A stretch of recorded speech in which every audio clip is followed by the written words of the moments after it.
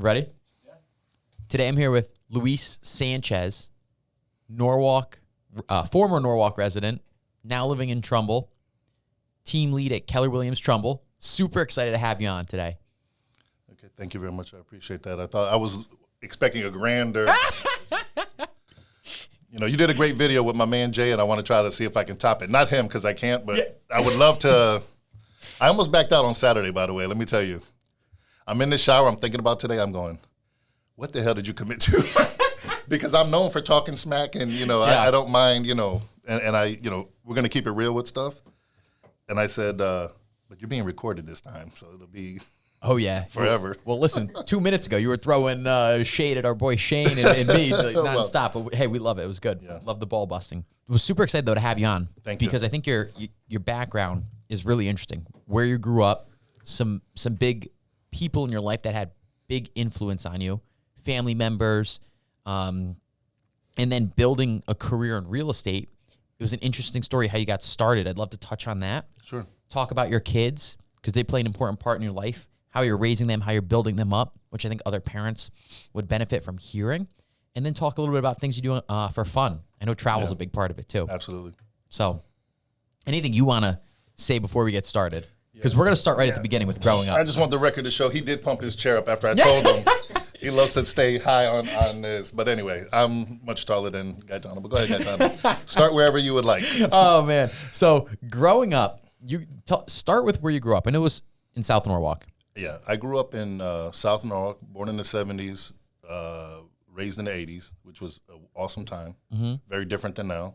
I didn't share this with you before, but I was thinking about it this morning. I also spent 3 years going to school in the Hollow in Bridgeport, which was during the 80s, was wild.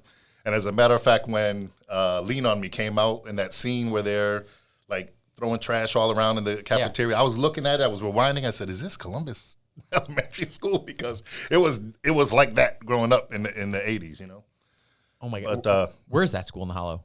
I don't even know, it's like a block from the Greens. Oh, okay. Down there, Yep. But, I love it because it's part of the overall story, right? 100%. My dad grew up in the Hollow back in the 60s. So that's another thing I thought about, right? All the neighborhoods we grew up in, by the time we got there, they were trash because everybody was like, so when you mention it, they're like, oh, we grew up there. That's great. You guys kind of head for the hills as soon as the neighborhood started going south.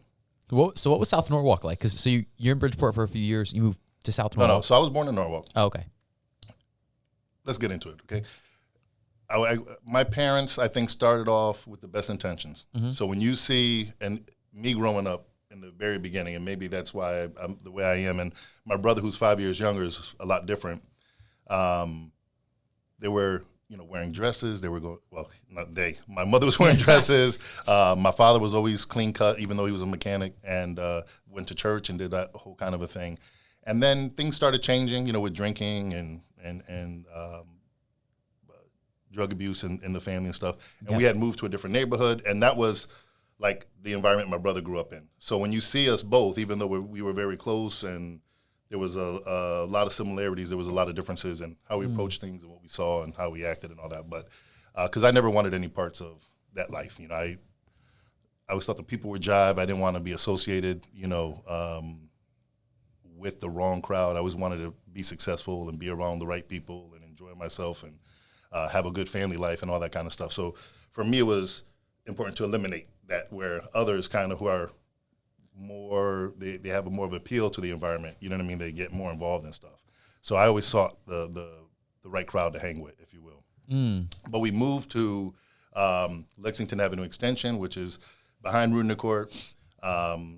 And we loved it out there. We were, for the most part, unsupervised at that point, so we ran the streets, even at like single digits ages. We would like walk to the corner store. It'd be 5 blocks away. Or we'd go further to Burton Brothers, and get candy out there, which for a kid, it's like a mile away. But for a kid, that's like exploring. Yeah, a whole nother state. Yeah. And then we moved from there. When my parents got divorced, we moved around a little bit because my mother was a single mother and trying to do her thing. And then we ended up living above my grandmother in another part of South Norwalk near Meadows Garden and Carlton Court. And so we hung out in South Main Street, Woodward Avenue, that area over there. But I wouldn't trade it. I loved we're still close. A lot of us, we still connect and So it was think fun. about the good old days. Absolutely. Was it safe? So it's funny because we always thought we were safe, Yeah. and then when we were talking, you and I, before, and your face like dropped, and you're like, I shared this with you before, and I think it helped me in business later on. Is that the homeless guy that we saw all the time? We looked at him like a real person. Yeah. And even though we saw him staggering, actually, one of the characters I was talking to you about was 8 Ball. He was always drunk, no matter how early in the morning it was. He probably was passed out by the evening because you didn't see him much in the evening. But one time he fell, and everybody grabbed him because he was the neighborhood guy. You know what I mean? There was a girl. Now we don't think it's polite to call her. We used to call her Dirty Alice. Come to find out, she owned several houses, but because of mental issues, she was always with a bag lady, and she was picking up cans and sweeping things up, and walked hunched over, always wore the same clothes and stuff. Like, she was a neighborhood fixture, and obviously drug dealers that were around all the time, they were flashy and doing their thing and all that stuff, and they were neighborhood fixtures. It was a big world in just a small few blocks. Yeah. So one of the people I want to talk about today that I think had a big impact in your life, there's 2 or 3 that I wrote down, was your mom. Yeah. Because your parents get divorced at 12, right? I want to say? Yeah, like 11, 12 years old. 11, 12 years old. And your mom had to make some sacrifices. Yeah. You told me something about where she was sleeping. What did things look like? Yeah. So this is I said to myself, let me get all my crying out this morning because this guy's going to be hitting me up with some stuff.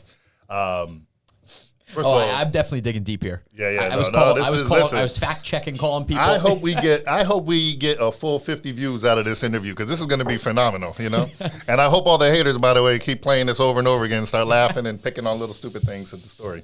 I will tell you that I have been blessed with 2 incredible parents, and you got to edit this a little shorter than what it's going to be for me to get together. It's a sensitive topic because, as you know, I just lost my brother a little more than 2 months ago. Yeah. And I feel her pain, and she and I are suffering heavy from it. My father, we lost 8 years ago.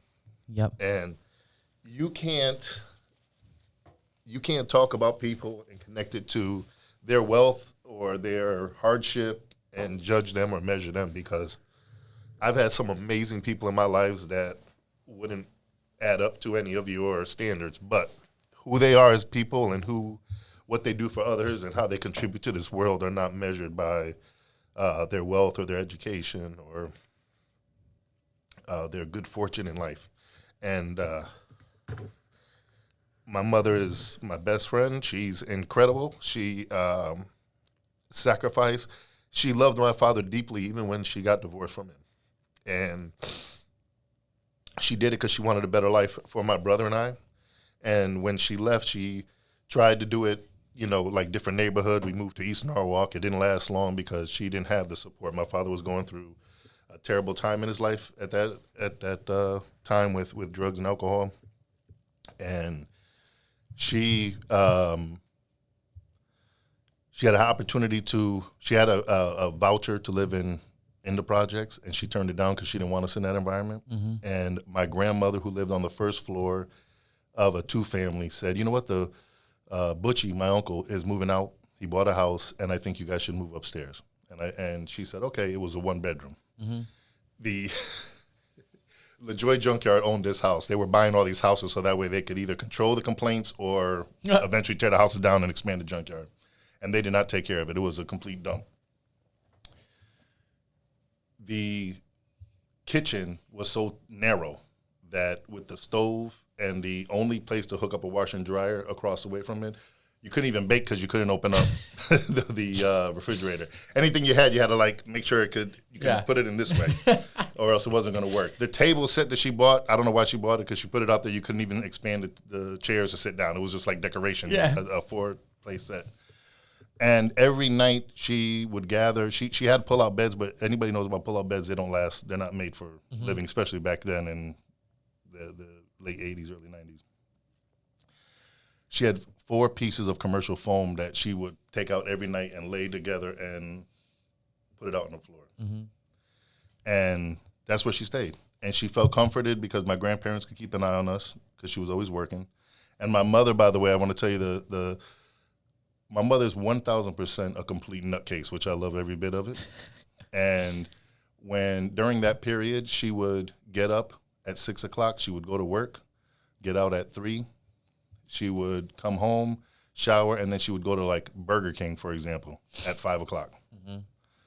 And she'd stay there till 11 o'clock midnight. And she would work. And I would be at school sometimes, and a senior would come and say, Are you Corky's son? Are you Corky's son? I said, yeah, well, why? She goes, your mother's so awesome. And I would be like, wow, that's so great. She goes, no, I know how hard she works, and she would still drive me home out of her way because I didn't have a ride home. And then I knew she had to get up early the next day at 5 to be to work by 6. And we have so much fun all night, and she always took good care of us. And both of my parents have bleeding hearts, and I love that I got that from them because I try. It's not always apparent, but, we don't do things to be celebrated with other people. But, yeah, and, it took a lot of years, but she did turn around. She's actually in her house in Florida that she owns, and it's hers, and she's also up in Connecticut. She lives in Stratford right now. But those stories, that's like one tiny tip of the iceberg. Yeah, she's generosity was a big thing. Generosity is a big thing, but it's all this wacky stuff too. She went through this dog period where she had this dog that people would say, "Oh, my aunt has a dog like that." I said, "No, she doesn't." Like, this dog had a passport. This dog stayed at the Beverly Hills Hotel. The dog's been to Vegas, Hawaii, Bermuda. I mean, at my father's funeral, I said, "This is a special day. This and that. Everything was perfect, blah, blah, blah." My mother even left her dog at home. And people fell out because she was that person. And Gaetano, if you invited my mother somewhere, hey, come to my house, and she came with her dog and you had an attitude, she'll never come to your house again. She was so, the dog was Tiffany. Yeah. Had outfits. I mean, you name it. Nobody has ever had a dog like this other than maybe Leona Helmsley. But she's... So mom's a big personality. Huge. That's so funny. Huge. Yeah. You're a big personality. Did you get it from her? Probably both. Okay. Dad was similar? My father was awesome. Okay. My father, there's so many funny stories about this damn guy. Give me one. Well, he was sick. Here's one. When he was very sick, actually, and he was he was dying, right? He took him about 6-7 years to pass away. And he's in the home, and they had just killed they just killed Osama bin Laden. Yeah. And I ran and I said, Dad. And he goes, I said, I said, Dad. He looked at me, I said, they shot Osama. And he goes, they shot Obama. And I said, no, Osama. He goes, oh, and he put his head down. He was, there's a lot of stories with him. But, my father. That's funny. He was a guy that, and I try to emulate this as well. And it's, if you don't know the poem "If," you got to read it. It's an awesome poem, and it talks about. I'm on the spot now, so I can't think of it, but it talks about how you look up at other men, and I can't remember, but anyway, he. People think I'm joking when I say this, but he could be eating, and the president of the United States could walk in the room, and everybody jump up to start clapping. He won't even miss a beat on his fork. Like, he just never really cared about title or, and it wasn't out of insecurity, nothing. He just naturally never cared. You know what I mean? He was just, that's the president. He's got to do his job. I'm eating right now. You know what I mean? That kind of a thing, which I've always loved. Because I think when you idolize people, you set yourself up for disappointment, or you're not really always on your best game if in certain environments, right? But he was awesome. That's awesome. So very loving too, by the way, because during his period when he wasn't so much involved, it's easy to attack him and say, X, Y, Z. But when he did get his stuff right, he was our best friend. Like, we can do anything in front of him. As a matter of fact, he lived in Norwalk. I worked in Stanford at the time. I was heading to Bridgeport where I lived, and I would always go out of my way to stop by just to check on him because he lived alone. He didn't have a partner or nothing at that time, a girlfriend or whatever. And he was just always so loving, you know? That's awesome. Always super loving. And all my friends would stop by. One time I was coming with a good friend still to this day. I'm going back to the office. I was working with him, and I'm He's coming down one end of a path. I'm coming down the other path, walking to the main door. I say, hey, what's going on? Where were you? He goes, oh, I just had lunch with your father. I'm like, you didn't even think about calling me to ask me if I want to go to, like, what's wrong with you? And that's the kind of guy he was, you know? That's so funny. That's an awesome way to grow up. Two loving parents, even though you had a little, stuff going on, but got through it. Well, you talk about the kids, right? Mm-hmm. And I always remind them that life's not perfect. Mm-hmm. You guys live a great life. You should be grateful and appreciative, and they are. They're wonderful people. But you can't get so... And I think that's a big message for a lot of people, like, be grateful for what you have. Mm-hmm. We're always so focused on what we don't have, and it just jams things up. We stay in a negative space, and I always wake up happy every day.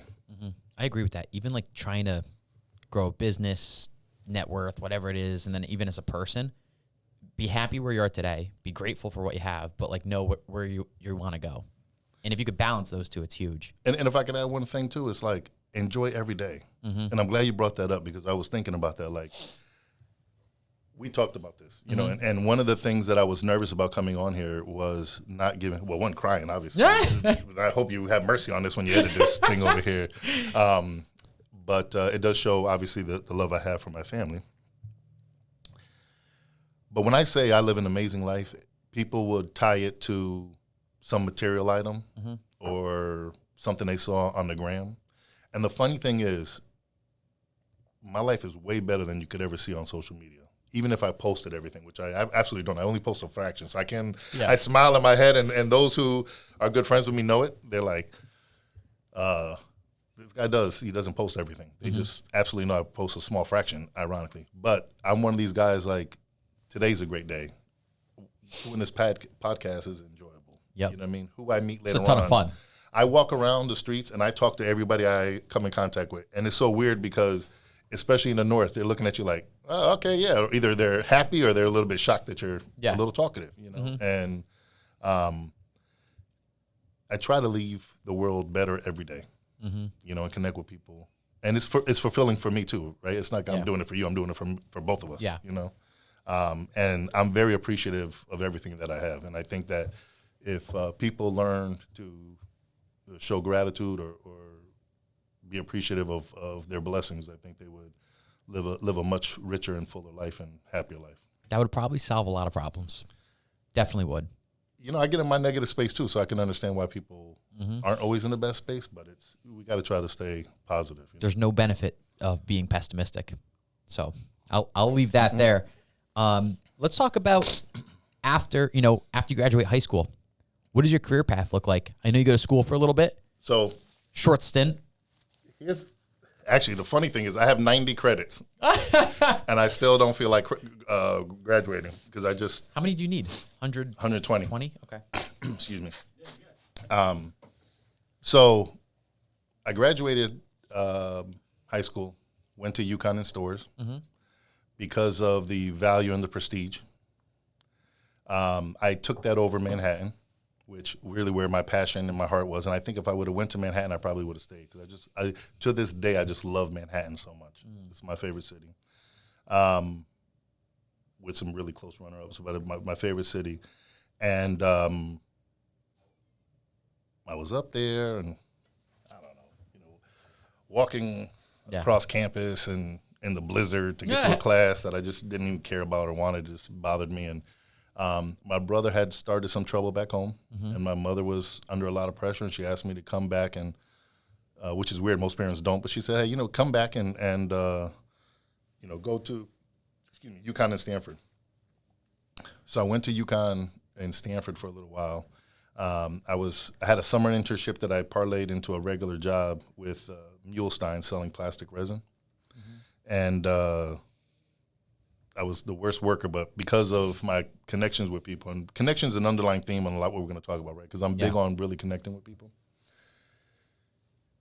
They hired me. I got a little accounting experience, and then I got a phone call from a headhunter about a job in Stanford.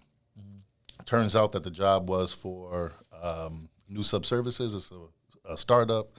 I don't want to drag the story on too long, but they used to raffle cars during Christmas, and they were throwing stock options at you, and it was just a really fun. It was during the .com stage, and everybody was doing that. And it was owned by Jay Walker, the founder of Priceline.com.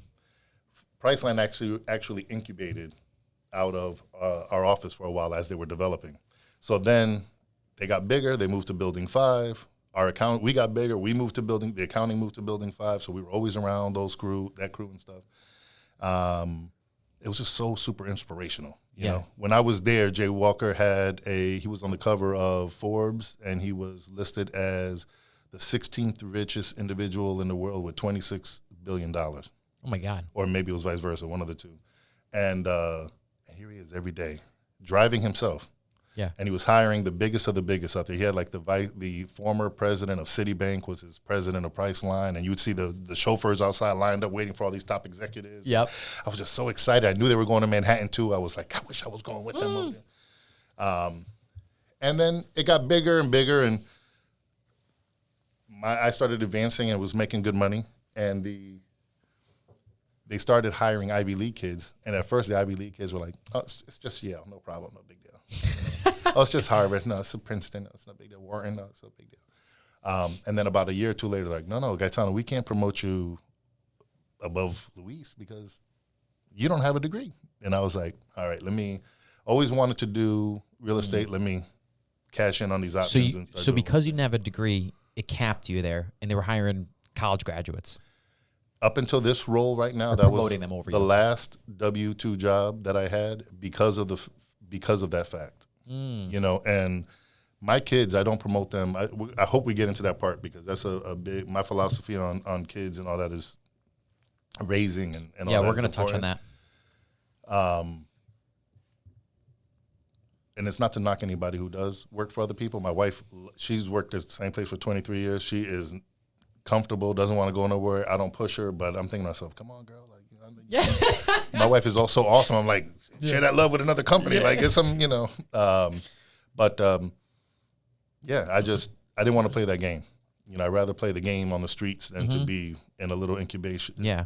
I told, because, you know, there's some corporate bullying. Oh, yeah. And politics. The CFO used to be the CFO of Reader's Digest, and he was so corny. And I'm not going to say his name because he's actually a well-known person in the finance world. And he called me up to his office, and he was talking smack. And I said, you know, I don't tell you I'm going to meet you at your car after work.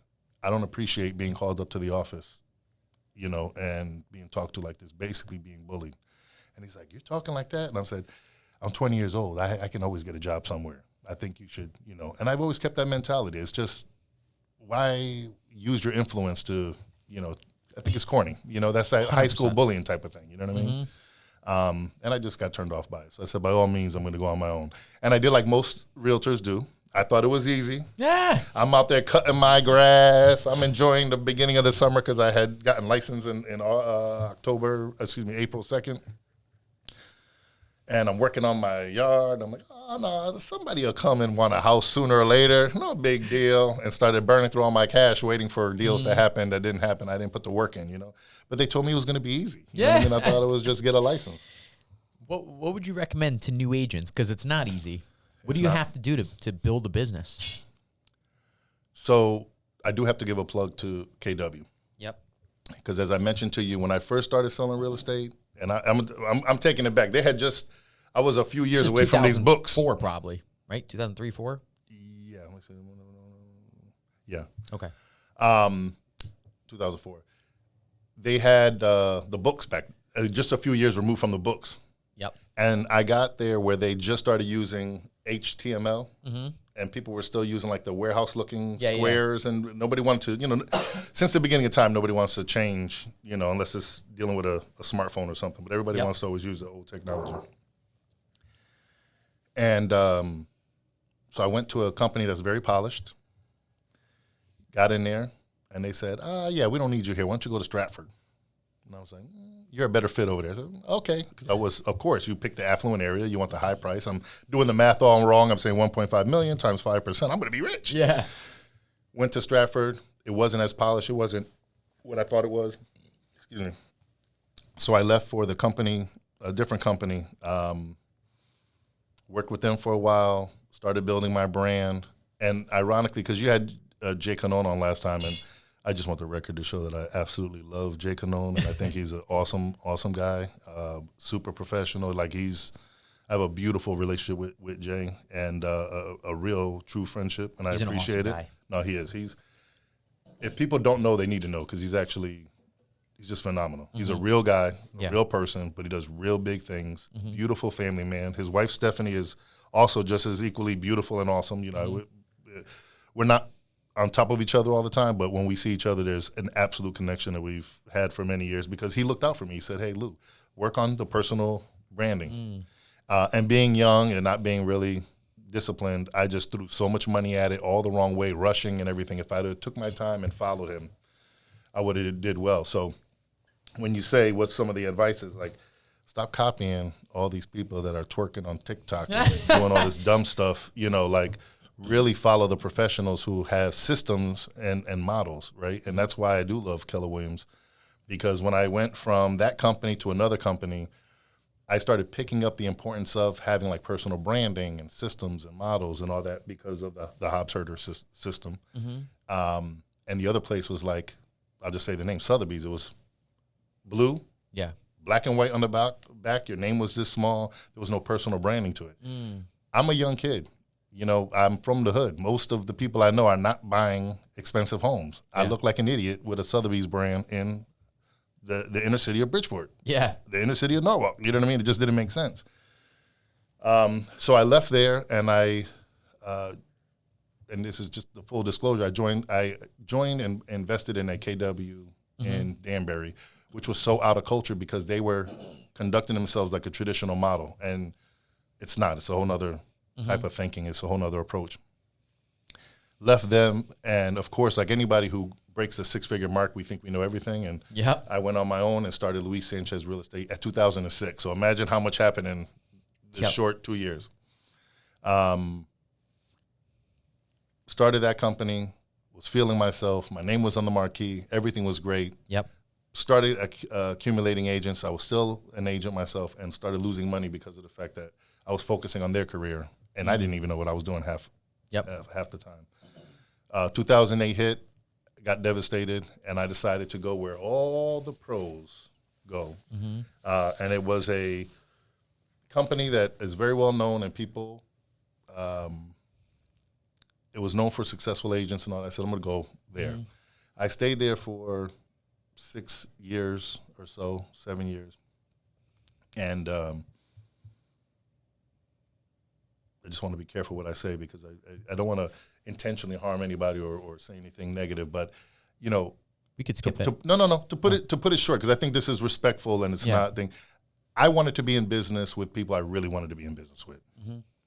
And I think that's a mistake that a lot of people make. For whatever reason, I was past this relationship. And it just drives me crazy. As somebody who recruits all the time and manages an office, right?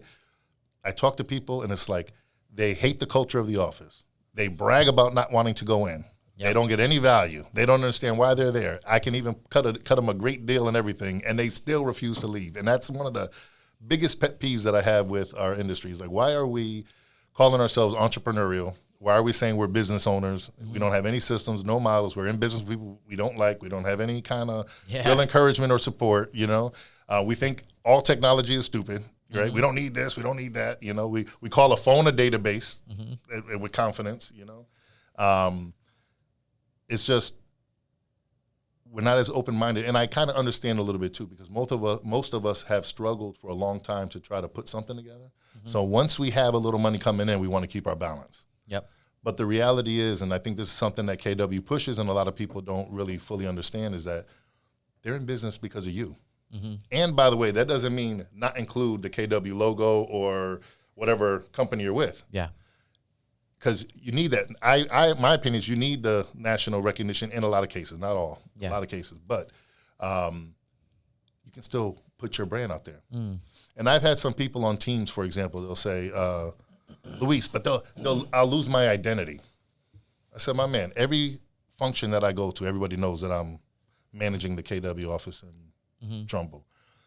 And that's because they see me out there connecting with the who's who in real estate. You know, I have a tremendous, you've seen our roster, we have tremendous agents. And by the way, we have a real relationship. Yeah. It's not like they feel that they're not connected. You know what I mean? With us or the office. Like, they're there. We're in the trenches together. You know what I mean? They know they can call me. They know that we have the tools and systems that they need. They know that they're better off for having a proven system to follow as opposed to just shooting. Yeah, from the hip. Yeah, they're hiding underneath behind the thing, shooting everybody. So. Well, speaking of agents coming on board and helping them build their business, what's something that you would promote there that you want people to know? Like, so nobody wants to hear this, truthfully. I think number one, and I say this everywhere, and this is where I think all agents fail. And I want to preface something really quickly before I even say that. The team leader role is known for being a very challenging role, but it's a gateway to other opportunities. It's a way you kind of prove yourself in our world. It's also challenging because, it's a benefit because if it doesn't work out, you actually have seen and preached things that work so well that you can do well on your own. So we've had people that don't do well as team leaders, but then they go back into production and they do phenomenally well because they understand what I'm about to share with you. And that is the number one job of an agent is to lead generate. And we don't do that. Yeah. Right? We're worried about getting on that appointment, that guy who has no respect for your time, getting to they want to inconvenience you so much that they're not willing to meet at 3. They'd rather meet at 4, and you're switching your calendar around and you don't really, move what's important, the lead generation stuff and all that to make this happen. You just kind of drop it and because you're active, you're busy, you're doing something, you're in movement. Wrong things though. Correct. So lead generation is super important. And the next thing I think is that's the number one job. The way to get there, I think, is to really have a solid database that you can actually, we call it data bank, but so you can stay in regular contact and communicate because you skip a lot of the two things you do. You skip a lot of the, and I did this all the time. I'm driving. I'm like, I got to call Gaetano. I never do. And then I go by this office and I see this damn for sale sign on the front of this lawn. Yep. And we had a great relationship, but guess what? Harry the realtor has been coming in and saying, hey, how you doing? You're in his database, and he's contacting you. He's communicating with you, right? The other thing, too, is, and I try to share this with people, we're in the relationship business. So I think it's important that even if the person is not ready to buy, for example, you don't look at them as necessarily a buyer. You absolutely can see them as a resource to another buyer or a seller. And people don't look at that like as that. When you create a raving fan, that person can refer you to tremendous more people. Business. 100%. Yeah. I think two things there, because our businesses are parallel. For me, the biggest growth I've seen in my business was when I really got serious about calendar and time management, where I time block weeks in advance, and I just know every day. So this is for agents too. I would do the same thing, or if you're a lender/loan officer. 9:30 to 12:30, I'm prospecting every day on the phones. And then I save the afternoons for meetings. And if I'm doing consultations with clients, similar to like if you were doing a showing or a listing appointment, I would save that for even later in the day. So I do 9:30 to 12:30 phone calls. And then I have theme days. So Mondays I call agents, Tuesdays active deals, Wednesdays pre-approved buyers, Thursdays past clients. 1 o'clock, 2:30, have meetings, lunch, coffee. And then from 4 to 7 or 4 to 6, however late you want to work, you take your meetings. I think as an agent, that would be a great way. If you could time block your day where you're just prospecting every morning, 3 hours. I know people at KW that do that do very well out of the Stanford office. I don't know, I think that's the best way. And then same thing, take each relationship. Here's something I heard is if you could not get any new clients or any new referrals from people that aren't currently in your pipeline, how would you manage your database? How would you manage the people you're currently working with? And how can you take that experience further? So little things, just like touch points, like buyer gets pre-approved for us, send out handwritten card, business card, and a $2 lotto ticket. Like, hey, wishing you a lot of luck. Like dumb things like that, but like touch points, like what can we do to stay in front of people? How can we, continue to follow up with them, ask them questions? So I think that would be a big benefit too. It's just regular contact. Yeah. Even quarterly calls, and one thing that I stress too is like, instead of calling people right? Like, first of all, I'm sick of the first-time home buyer stuff, and I don't mean to interrupt anybody, but I just think about it for a minute. They're everywhere, and you're most of the time grabbing people that are marginal buyers, and I don't mean to be offensive with it, but we're just talking it is facts, what it is. Right? Yeah. Come up with another opportunity where you can engage with people that you connect with and offer something of value, and even if they can't come, you at least made the contact. So, hey, Gaetano, we're having a financial seminar on Saturday at the office. Would love for you to come. Oh, you can't come? Sorry to hear that. Next time, I'll be sure to give you a call. How's the family doing? Who do you know is looking to buy, sell, rent, or invest in real estate now or in the near future? Like, just make the connection with the person. But if you call and say, hey, how are you? Who do you know is looking to buy, sell, Oh, my God. You're not going to pick up the phone the next time. Yeah. You know what I mean? It's like simple stuff. And people don't realize that, Or the other mistake a lot of people make, too, is they're worried about their money over the service. Yeah. And people smell that. Because especially in the beginning, you're always behind the ball. Yep. Because you don't understand fully how difficult it is to get going. And I got to share with you, I have tremendous respect. I served on the board of realtors on the state level and locally here.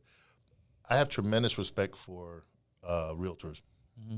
And for a lot of years I didn't. I thought, like everybody else thought, that we were, I don't want to sell other professions, but we're like rushing them to deals and all that. But when you look at what a realtor goes through to get to the level that they're at, it's a lot at every level, even the beginners. Yeah. Because I know people, like, they're wearing the same clothes all the time. But they come in with the right attitude. You know, they're always doing their best. They have spouses or partners that are, putting the pressure on them because they're not producing. And imagine if you're dating somebody who's new to real estate and you got to pay for the food all the time and you can't really go on the vacations and everybody else is flying by. Yep. And for me, that's the more reason to put together a system that you can follow, that other people have seen success with, so that way you can get there faster. You don't want to be like us, some of the old timers have been around, 20 plus years, and it took us, 15 years to get to where we are, because we share the stories now. We're like, remember when we went here? I didn't even know my card was going to go through. We love these stories, and I played that game too. I jacked up my credit. I blew money. I mean, I did all the wrong things, I sold my house one time because my credit was so bad I couldn't refinance it. I sold it and I left and I bought, like, I'm not even exaggerating, but it was something, whatever, it was like 20,000 pieces of mail, 50,000 pieces of mail, because I'm like, this is going to be for the whole year. And I didn't think about postage. Oh, okay. I did a contract for the billboard on I-95, and I did the bus stops, and I was like throwing money at every opportunity, and nothing beats a human connection. Nothing beats the follow-up and all that. I mean, all that stuff is nice, and I get people who if I join your office, would you put a billboard up? No, but I would. We can figure out other ways to make sure you generate business, but that's not going to, people are not calling on billboards, Yeah. 2 tips I'd say from there is it's all about the contacts. Touch base with 5 people that you know every day and 5 people you don't know. 10 people, 50 people a week. Perfect. I mean, you're going to build a business that way. It builds up. 100%. Second thing, leveraged events, kind of like we were talking about. You invite somebody to a financial seminar or a investor happy hour, whatever it is. You get to call them and invite them. Then you want to so that's a touch point. Then you want to have a videographer there, a photographer, so that you capture the event, you post it online, and then afterwards, a week later, you call them up, say, hey, we missed you at the event. It was awesome. I really look forward to seeing you at the next one. I'll keep you posted. Hope everything's going well. If I could do anything for you, please don't hesitate to reach out. And it's all the touch points, like you said. So hosting leverage events would be great for agents, too. I know the Sigma team's doing one in your office coming up, I think. I've been seeing that. You guys have to watch out for those guys. Because they're going to take this they look great. Industry by storm. Yeah. The energy that they have brought to this market center is out of control. I love it. And it's good energy. Yeah. Because sometimes people are so determined to be successful that they're ruthless and they bring negative energy and they're cutthroat. Yeah. For lack of a better word. And these guys are not. They're all heart. Yep. They're focused. They want to see success, but they want to do it with respect and fairness, and it's tremendous. And then you have, I just want to go down the line a little bit because let's hear it. Angela Morales. Oh my God, and Daniel love her. Thomas. When I first took over this office, I would not have the momentum if it wasn't for those 2 guys. And it's funny because Daniel just recently went off on his own, and people I got calls right away, and am I offended? No, Daniel's a personal friend of mine. I actually can brag that I have a relationship with Daniel that most people don't, because he's very guarded. Once he let me in, I felt like I hit the lottery. Because he is, he's a beautiful person. Him and his wife Kamika and their family just tremendous, and I have nothing but love and respect for him. And this is not the phony people say this. Oh yeah, no, I love and respect. No, he knows it. You know what I mean? He and I have had many personal moments together, and we know that we always have each other's best interests in mind. And I do wish him the best on on this endeavor. And if you know Daniel, you got to bet on him, because he's going to be phenomenal.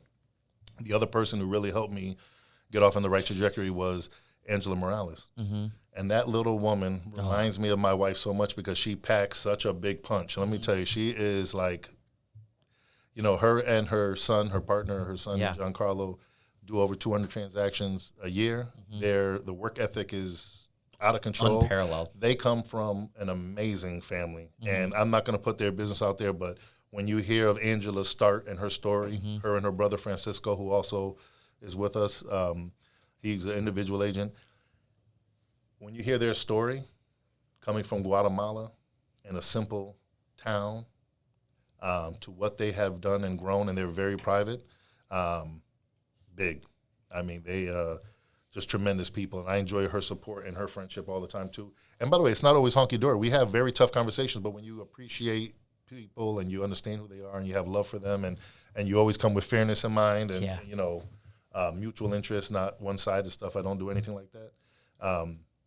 It's solid, and it's real. She is awesome. I wish I spoke Spanish to help more clients, because she is so nice. And Giancarlo went to prep. He was a few years older than me. We built a good relationship. He's an awesome guy too. Giancarlo is beautiful. Yeah, he's awesome. All heart. Yeah, really is. And Melanie, their daughter, is actually in KW in Washington. Oh yes, yeah. They, even Melanie. I just can't say enough about their family. They're just tremendous. And then Valerie King, when I went into management, all of my production went through the Valerie King team. Oh, no way. Yeah. And they're super organized and super professional and super caring, and they do all kinds of business. They're doing commercial stuff, they're residential, they're doing low-end, high-end, and they're very well organized. The connection that they have with their clients is unparalleled. It's just so well ran. She actually works with her sister. There's a great team together. My godson works on there, Jalen Warren. Awesome young man. He's out there kicking butt. And every time they go, "That's your godson?" I say, "Yeah." And they, we love him. He's just so professional, and he's so smart, and he's always willing to put the deal together, and he's on top of things. And, so shout out to Jalen. He made me very, very proud. But Josie Burke is Valerie's sister. She's awesome. She's like... She started Burke Business Systems because of the fact she's just so good at running businesses and putting things together, and she's out helping other people now too, and she's doing great with that. So yeah, it's those are just like the team wise. So you talk about the four main team. Oh, and Sam and Ruth Ratner. A lot of people don't know about them because they crush it up in the Cheshire area, the New Haven, Cheshire area up that way. But they're also two. They have a team, and they're a powerhouse. Actually, a funny story with Sam is I was talking to my cousin, and by the way, if you're in my family and you buy from another realtor, we disown you. But I had one cousin who made that mistake, and I said, "Who's your realtor?" He's not around anymore? No, we're close. But, and he's named after my father, Luis, by the way. But who's your realtor? No, he said to me, he goes, I think my realtor works for you. And I said, well, we work together. Yeah. And what did you just say? And I said, what's his name? He goes, Sam Ratner. I said, oh. So I called Sam right away. I said, Sam. No, sorry, Sam was in the office. I said, Sam, you know that my cousin bought his house with you. He goes, who's your cousin? He has like a Long Island accent. I said, Luis Rivera. He goes, oh my goodness. And he looks at his wife. He's like, we got to call Luis. We haven't talked to him in front of me. I'm like, this guy's right in front of me trying to reconnect with my own cousin. I was like, he's mine now, sucker. I already gave him the speech. No, I actually didn't, because if that's his realtor and he was happy with him, let him, enjoy. But yeah, and then we have a bunch of awesome individual agents as well that do great work. And Wayne is a big fixture in our office. He does a lot of training, comes from the heart. He worked with Ken Van Sissen with Ravis. In my mind, there's a lot of legendary agents here in this area, and Kenan was definitely one of them. But yeah. That's awesome. What's the plan for growth moving forward? Are you looking to build it out with, bring on more teams, more agents? Are you guys actively recruiting? You're always looking to grow. To be honest with you, and I want to be respectful because the plans may change, but one thing I will share with you is that we have 10,000 square feet. And COVID changed the way people look at the office. So we have, and I don't want to put it out there, but we have a very creative and a very smart plan for how we're going to structure our new space. And it's going to be awesome. There's things in the works right now. We have to wait for this lease to be out because we're in a funky time where it doesn't make sense to have somebody, replace it. And what we have in mind, we have to kind of start from scratch because it's gonna be a whole nother smart space. Definitely gonna get Team Sigma's input because they just put our podcast room together, and it's off the hook. It looks awesome. Yeah, it's off the hook. I am telling you guys right now, you have to watch out for Eric Chow and Marcos Flores. These guys are. I'm gonna connect with them. You got to. Yeah. They're what's coming. Very focused, hardworking. They complement each other very well. They're building it out. They're providing a lot of support because they're growing the team, right? So as they grow the team, they have real support. A lot of people like to collect people. That's another thing too that I always caution against. Adding a person to the team does not grow your team. I really suggest, regardless of what brand you're with, follow the MREA book. Yeah. Because I know from experience, people who actually follow that book get to net $1 million in a year in 10 years or less if they follow the book. Don't put your extra flavor on it. Don't change the economic model of it. Really follow the book. And you'll see your success grow. I love it. I'm going to check out that book. MREA? Millionaire Real Estate Agent. Oh, okay. I've heard of that. Yeah, I'll send you one. Phenomenal. Thank you. I want to go back to your family. Let's talk about high school sweetheart. Yep. Do you want to dive in? Right, that's where you met, right? Yeah. It was so funny. People say high school sweetheart. We fought all the time in high school. So in the 80s movies, there was a high school sweetheart. We shared a jacket with a big letter on it, and she wore a poodle skirt. Yep. Actually, that's not the 80s movies, but the 80s, that was very different. Because you to preface this, when we spoke, you speak very highly of your wife, similar to your mom. So that's why I wanted to let you talk about it a little bit. Yeah. Give us some insight. Yeah. So here's how real it is. I left the meeting with you last week or 2 weeks ago. Went home, was pumped up about it, was talking about how awesome you were and what a great conversation we had. I love the fact that our 2 hours sitting at a place cost me $12. This was like, because I'm a drinker, but I wasn't going to drink with this guy not drinking. And I was like, Jesus. And he's like naming water I never even heard of. I'm like, what is this over here? It was imported. So I said, babe, I went over there and I said, blah, blah, blah, blah, blah. And she goes, don't tell everybody my business. I said, God, listen, you have such an incredible story. Like, my wife is somebody that I don't know if you'll find anybody to talk bad about her. As a matter of fact, my cousin was talking about, I don't talk to the exes. Once they're exes, they're dead to me in our family, right? Yeah. And I said, I'm dead. If I leave my wife, I'm dead to my family. Like literally, my family would not. And they all laugh and they're like, "You're 100%." Like they're not even saying this for the joke. They're like 100. No, if you left Tammy, forget about it. We would. Yeah, let's communicate you. Yeah. I would. I don't know. It would never happen. But I would have to really plan this out properly. She's just an awesome person, and all my weaknesses, she is the strength. And I think that's why my kids are so good because they get the best of me and then they get the best of her. My wife is, what's her first name? Tammy. And she kept her last name, which is Sunday. By the way. Like Sunday like ice cream or Sunday like the day? Day of the week. Okay. This morning, we're fighting over the bathroom because it's the only day she goes into work. Did she know that you got the big thing today? She did. And she was not having any mercy. Actually, I said, lay your ass back into bed. You don't even get up until 6 o'clock because I got up earlier. And she goes, oh, okay. And then before she went down, she goes, and don't go telling my business neither. I told you. I said, you have an amazing story. The people need to know it, you know, which is, and I'll abbreviate it because she doesn't want to hear a lot of it. She was born she was at 5. She was born with some complications, and at 5 days old, she was adopted by a woman who was 63 years old at the time, with a grown daughter already. Yeah. She had her daughter in her 40s, late 40s. Wow. And so she had an older sister that was 20-ish years older than her, or half 19. sister. Yep. 19. And her mom was 63 when she was 63. born, or adopted mom. Her mother passed away at 95. Wow. And she used to watch our kids, like late 80s, early 90s. Oh my God. And I used to back out the driveway because we didn't have date night much often. She would stay with us, 4 or 5 months out of the year and go back and forth from Jersey to our house. And we used to laugh, and I used to say, I hope she's alive when we get back, because we're going to be in the damn paper. They're going to look at us like we abused our kids and left them with an old woman just so we can go out and drink and have fun. And we were like barely going out, Oh my God. But her mother was an incredible woman with an incredible story. She was. Where was she from? She was born in St. Anne, Jamaica. Wow. All my in-laws are black on my wife's side, which a lot of people don't know because she's a. Well, your wife's white. She looks Hispanic, but she's half English, and she doesn't know what the other half. The other half, she did some ancestry. She's out there, but she a lot of different stuff. But she's half English, and she doesn't know what the other half is. So she looks Latino. Yep. They always start talking to her in Spanish. She doesn't know any Spanish. She speaks a little bit of French. Yep.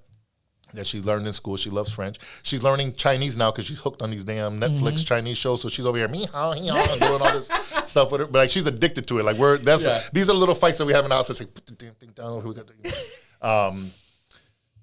but she, my mother-in-law worked for an extremely, extremely wealthy company, family. And so my mother-in-law lived on Butler's Island in Darien. Yep. My wife enjoyed the life with her over there quite a bit, even though they had the house in South Norwalk near me, actually, and I never even knew it. And we just got back this weekend from Martha's Vineyard, and my mother-in-law would spend every summer for like 35 years in Edgartown, the whole summer. Oh, my gosh. And, she used to say, I travel the world without a dime out my pocket because she worked for the family, you know, and was very close with the family. And my wife got the benefit from it. So it's, she was exposed to a lot. We have a friend that's always teasing her about, ghetto stuff. And my wife hates that because, my wife works hard and she's done great for herself. And she's a phenomenal mother and a phenomenal worker. And she's been at the same company 23 years. They love her over there. And she's smart. Yeah. She's independent. She knows what she likes and what she doesn't like. She's not a big drinker, never did drugs. Yep. Phenomenal mother. Phenomenal wife. Yeah. I think my mother would say she's a great daughter-in-law. Actually, she says it all the time. Daughter-in-law. So, yeah, she's really the bomb. And she has given me the freedom to be exactly who I am without worrying about what people think or all that kind of stuff, That's awesome. Yeah. You said she was a great mother, too. What about your kids? Because I thought that was such an interest. When we were talking about your kids, how you raised them, your philosophy, and then building them up, setting them up for success was awesome. I mean, we could start with wherever you want there. Well, your kids' names are Jagger? Yeah, so my son's Jagger. Yep. And he just graduated high school. They both did. Oh, yeah, they're Irish twins, right? My kids, I had them in Montessori school in Wilton, and it wasn't, structure-wise, it wasn't a good fit for Jagger. But that school loved my kids so much that they actually set up a different setup for my son and then a few other kids that they thought could actually benefit from it as well. But it started with Jagger. Yep. Because it was such a great fit for Gianna, and they loved Jagger so much that they wanted to make it work. So they would have X amount of hours per day where they would pull him out and give him individualized attention that he needed. And that was probably, as kids growing up, that was the hardest day of my life when I told him that we were keeping him back 1 year because he just instantly bursted out into tears, and I saw that it affected him. But, we had explained to him that it was for his best. Yeah. And for the best. And he got over it relatively quickly. I think the part, too, that in Montessori, 3 grades share. No way. Yeah, so it kind of helps, But I want to share something with you, too. case the message doesn't get out across, I'm sweet with my kids, and I have talks with them, and I am in relationship with my kids. But there's no mistaking that it's going to be my way if I say it, and I'm not one of these soft parents, and I just want to make sure that people understand that. Yeah. My daughter's at an age now where, you know, she's going to school in Manhattan, and she got Drake tickets now, and she's talking about driving home and this and that. And we had a little powwow last night. I said, come here, sit down over here for a minute. And, you know, she's like, and I have no doubt that she'll follow my guidance, you know, because I always express to them that their success and their health and well-being is super important to me. And I need them to understand that and always move with that in mind, that it's not just about them, that they have people who love them and care about them and want to see them successful and happy, and how they roll and who they roll with and the decisions they make a big deal. And even if they try hard not to take any risks, there's going to be risks that are taken inherently in life. It doesn't matter. Yeah. Let's just be smart about it every step of the way, you know. And they're not soft and they're not punks at all. Because actually, I was sharing a story with somebody. My daughter had a pretty rough girl picking on her in high school, and probably because she's beautiful. Yeah. She's beautiful inside and out, and she's very smart. Yeah. And somebody was talking to her, and they were like, "Oh, Gianna, don't go. Where you going?" She was like, "I'm going to the bathroom." She's like, "Oh, well, so-and-so's coming down the house." She's like, "Well, I'm going to the bathroom. Like, you know, let her come in." And I'm thinking to myself, this is so funny. This little fragile girl with so much heart. Like, I'm not scared of anybody. Who cares, you know? Of course, you get a little nervous, but I think she's going to do phenomenally well in Manhattan. And I think she's, because she's going to Pace University. And I'm expecting great things from her, you know. My son will be joining me in real estate. I don't worry about people saying, he should be going to school and this and that. We are too well connected in the real estate world. Yeah. For him not to take advantage of it. And if he wanted to go, he could. Yeah. School's not his thing, and I'm not going to waste money trying to prove to somebody or other people. Other people, or keep people happy by doing it. And by the way, I have zero complaints so far about our conversations or what we talk about. You know, we just my line to both of my kids: "This is yours to F up," and of course I use the word. You know, like your mother and I did not enjoy this support. We did not enjoy this encouragement. Our parents weren't even equipped to help us the way we're helping you. Yeah. Take full advantage of it, you know. And there's no rush of judgment. Like, we're going to travel the world in the meantime. We're going to, you know, enjoy ourselves. We're going to have some hardship along the way. We're going to have great conversations. We're going to have tough conversations. But one thing we're not going to worry about is our love for each other, or money, or bad relationships and all that kind of stuff.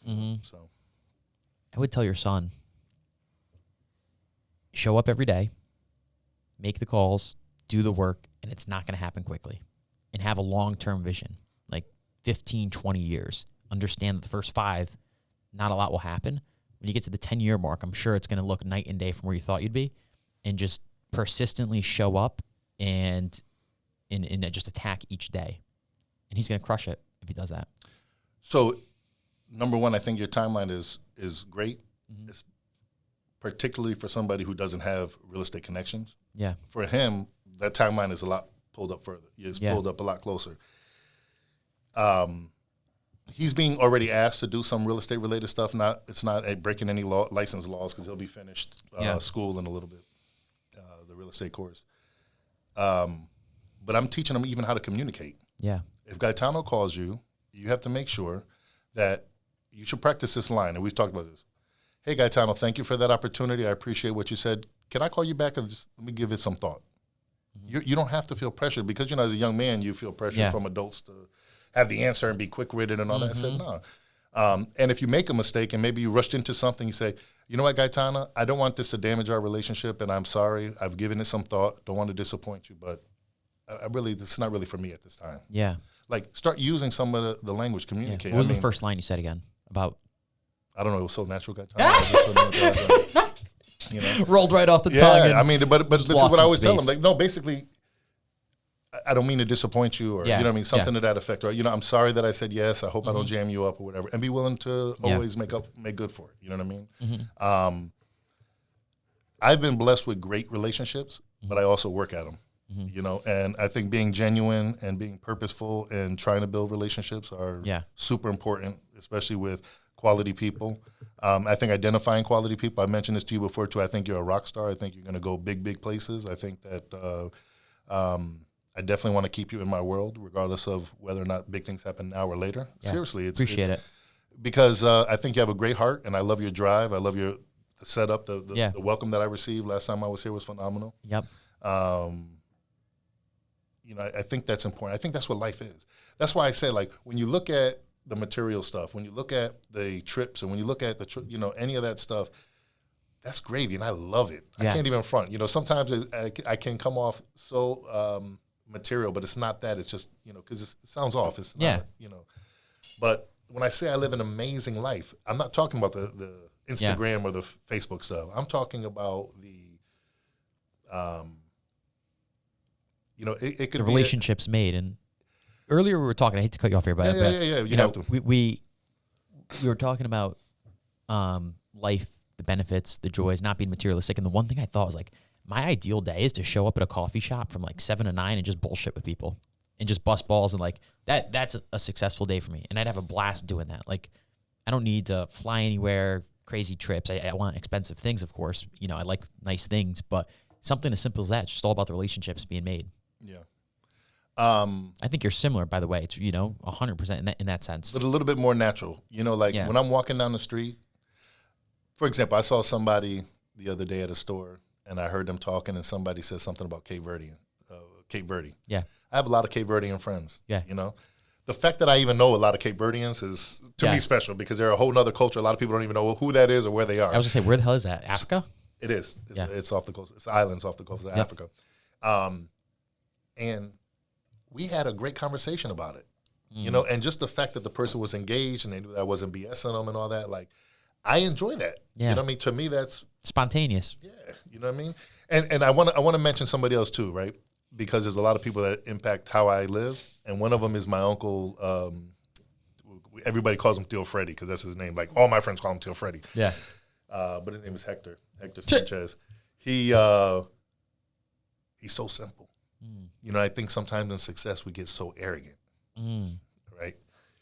He'll say, hey, you know, Louis, you know, you're an effing idiot. And I'm like, what the hell? My father used to talk to me like that all the time too.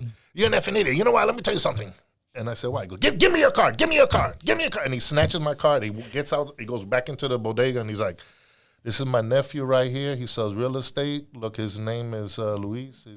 And she goes to the whole car with the guy. And then he turns around. He comes back in the car, and he goes, how much does that card cost you? And I said, I don't know, Theo. I think like 5 cents or something. He goes, this guy over here, he spent all this money on this and that, and you can't put a 5-cent card. He goes, you know, how many times you do that in one day? And he ends when he's trying to, like, talk your ear off and teach you a lesson. He ends with, simple as that. And it's so funny because he's right. Yeah. You know? All the advertising money spent, you just give your card out, try and help people. Yeah. He had and I share this with my kids, this story. He had my father came home one day they had friends that they grew up with, and there was a terrible family tragedy that happened in the house. And my father came home, and he's like, I don't know, the family's treating me so terribly, you know, I don't know what's going on, and they're just, you know, they've never been this way with me. I don't know what's going on. And my uncle put 2 and 2 together, and he goes, I think I know what's going on. He walked over to the guy's house, and he said, hey, listen, I talked to my brother Louis, and they came to the door with an attitude. They knew that it was the brother. He was like, what do you want or whatever? He goes, I talked to my brother, and he said, you guys have been mean to him, and they like getting defensive. He goes, no. I think I know why. I was talking to a guy. I shared with him your personal tragedy, and I'm so sorry I did that. I wasn't thinking, and I just kind of mentioned it. I didn't know he was going to go back and repeat it, and I think that's why you're treating him, but it was me. It wasn't him. And the guys broke down, and they were like, yeah, you know, I appreciate you coming and admitting it, because that was the worst thing my family ever been through, and we had a problem. We thought, my father's Lulo. We thought Lulo is the one running his mouth and talking bad. He goes, no, and it wasn't that, and I promise you we care about you. My brother loves you, and we never would have. Yeah. You know, what a story about owning up to your mistake. Yeah. Because it was a terrible, terrible tragedy that happened, right? And it was a family accident, and why would you, Yeah. go into the lion's den Oh my God. to admit something like that, knowing they're already fired up, right? So that was, I don't know how we got there, but that was another thought I was thinking about too. Like, he was always very much that guy. So here's a guy, the factory worked his whole life. He's retiring this year. We're looking forward to his retirement. Very simple, but the love in his family, the way he lives his life, the beauty. And he always goes, Mercedes. That's what I want one day, a Mercedes. If I had the money, I'd buy him one because he absolutely deserves it. Yeah. But he's not really harping on that. He has great grandkids, wonderful grandchildren and a beautiful family, and everybody loves him. They call him Papa, and my friends hug up on him, and he's just. But that's life. That's the stuff I'm talking about. Like, you live the most amazing life. I can call him to bury a body. Yeah. You know what I'm saying? and he would talk smack to me the whole time while we're digging the hole over there. I want to, this has been a great conversation. I hope so, because I wanted to do well by you. Yeah. We need an audience. I wish the guy hit the applause button. Yeah. Something here. That's what we need. Yeah, we'll edit that in. Yeah, come on, man. It'd be like Seinfeld when, every time we laugh. Don't do that. Yeah. You have a good friend group that you grew up with. You're still really close with them. I know you travel with a group of guys too. The guys I travel with mostly are new guys. They're my new friends. But I have something great to talk about my new friends. But my wife and I still have easily 15 friends that we knew since kindergarten, first grade, fifth grade. I mean, if you go through, my social media is open because I just know everybody's going to get in it if they want to. But these are guys that we had all kind of issues in life together with. You know what I mean? Like divorce, and because you talked about the neighborhood, and I mentioned this before, like. A lot of our parents were facing abuse at home, alcohol abuse, physical abuse, verbal abuse, dealing with drug addiction, alcoholism, and these are people that we all got past this and still did tremendous with our kids. We have one of my good friends' daughter's, I think she just graduated Harvard and is going somewhere else. We have like well-educated kid. One of our friends' kids is going to Hawaii for school. Like all these things that we never even would imagine back then, And the love and support that we have for each other is tremendous because it's real friendship. You know what I mean? And I'm very, very thankful that I had that because I talk to a lot of people and they don't even know people from college still. You know what I'm saying? Yeah. And, and then my new friends. Yeah. Because when you get successful, you get new friends. Yep. I've been blessed with a great clique, and I don't mean like, oh, we're just friendly. I mean like real people. Yeah. We can pass money back and forth with no issue. We trust each other with our kids. We can confide in each other, know that it's not going to go anywhere. Like, and the thing that I love about that is when you look at a picture of us together, or if you look at me in a picture with any group, usually traveling or at the house, you can see that they all have, I can tell you all about their amazing stories. Most of us come from nothing and run solid, quality, well-recognized, well-respected businesses. And that's a blessing, man. Like I love to be in that mix because I've been around, I grew up riding in Norwalk, there's like big money and broke, right? Yeah. I don't like the shallowness of some of the big money. And maybe it's a blessing that I didn't go into high-end homes because quite frankly, I love Trumbull, but that was always a struggle for me in Trumbull because I would get in here and I'm at a $500,000 house and I would feel like I'm selling a $20 million palace because the people were so scrutinizing and so judgmental. And so that's not everybody, but I'm just saying me as a young man, I always felt, insecure about that because I'm, with my background and all that. And I'm thinking, but in Norwalk, there's like, I think at one time I counted 7 houses over $1 million in Trumbull. Yeah. And I'm like walking into, the Palace of Versailles to list. When in Norwalk, it was like an average person, and they're like, come on in, it's 4.5 million. No, Yeah. this is, and I'm thinking, this, it's just, the money's different and the appearance of money is different. And, Yeah. and I get it because a lot of people, as you said, people started in Bridgeport, the Hollow or in the West End and all that. And they, multifamily homes or, you know what I mean? They have these great stories that I appreciate. And, and I love hearing all those stories as well. And the first place they moved was to Trumbull. Mm-hmm. My stepfather moved to Trumbull. There was like 2 houses on the whole street. Yeah. And now it's a whole neighborhood, Yeah. So. Any travel plans coming up? Yeah. Anything? Always. Paid for already. Dominican Republic, Romania, Italy, Germany, Portugal. Are these all new places, or you've been to these before? Italy, I try to go to when I can because I love it. Yep. But part of it is the point hacking stuff that I do. That's the video that I showed you. Yep.